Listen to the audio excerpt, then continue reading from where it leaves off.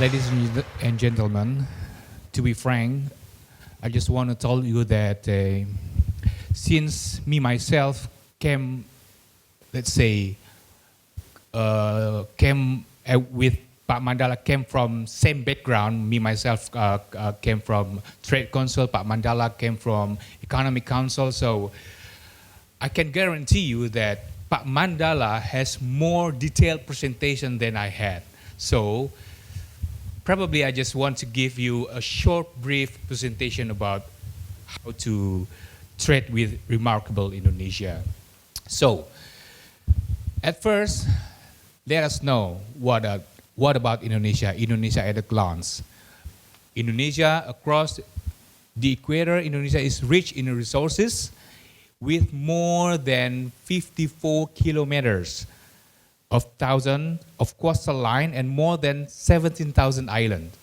This is the information that you should familiar with. Indonesia is the largest archipelagic country in the world, lying on the ring of fire and is technically unstable. Its fertile and mineral-rich soil support the biodiversity to the flora and the fauna. Behind the dance of forests and the sound of its wave, Indonesia is the part of the pulse of world's economy right now.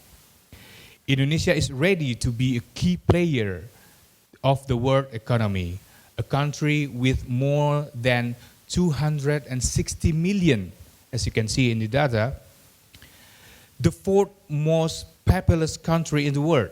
Indonesia will have the so-called demographic bonus with 180 million people of productive age by 2030. Indonesia is home to 135 million consumer class, a sign of growing middle and upper class with high purchasing power.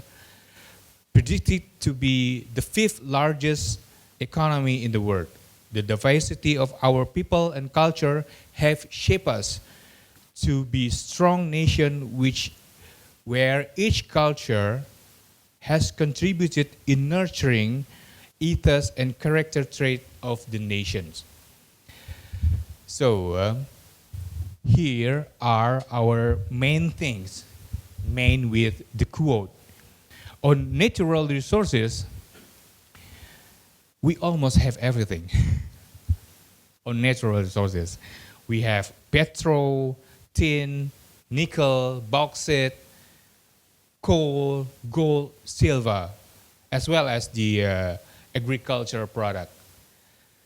Our major export right now is textile, electronic goods, footwear, plywood, and furniture. And now our growing export are palm oil, natural rubber, jewelry, iron, and steel. This is our main thing right now. Next, you can see in the slide, Indonesia will not only export its raw material to the world.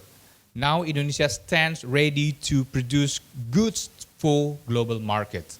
Indonesia has opened extensive industrial areas and trading port for global distribution.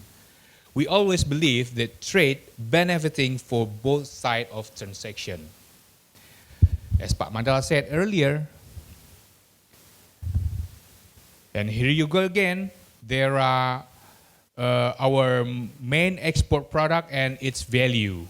Right now still the key player is mineral fuels, mineral oils and products, and the other side, natural and cultural pearls, precious and precious metals. In fact, natural and cultural pearls, precious metals is one of the biggest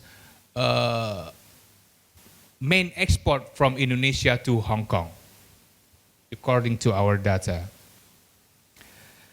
So now we try to boost investment and export. Indonesia GDP is mostly fueled by consumption, which is 56-57. Indonesia will maintain purchasing power and consumption growth, but now we are also looking at the investment. which is growing around 6, and we want to aim for a higher number like 9%. And that's why we are now launching all the policy. That's what Pak Mandala said. One of them is the OSS. The OSS is right here. I just want to share with you a slide of what is OSS.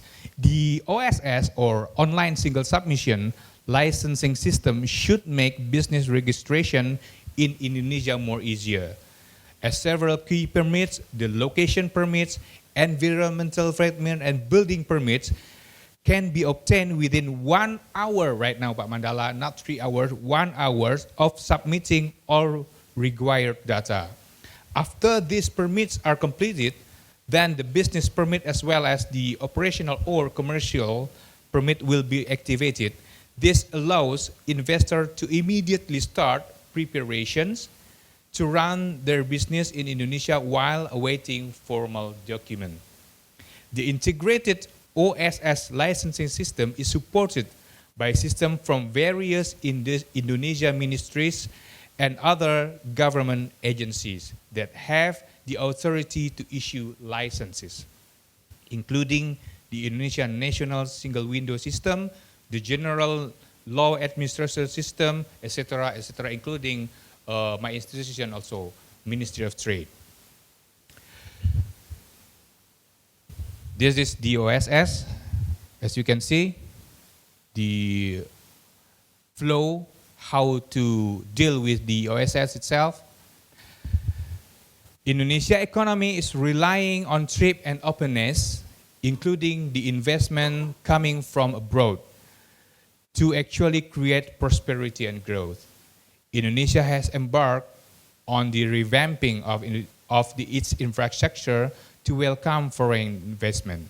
We are building new airport, seaport across the archipelago as the gate for trade and tourism.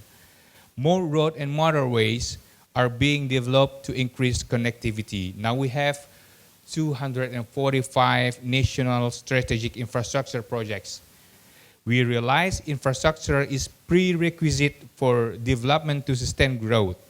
We also believe social and national resilience are the result of synergy and interconnection.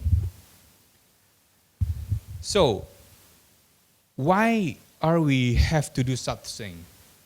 It's simply because we want to reach the vision. What is the vision? The vision is the remarkable Indonesia.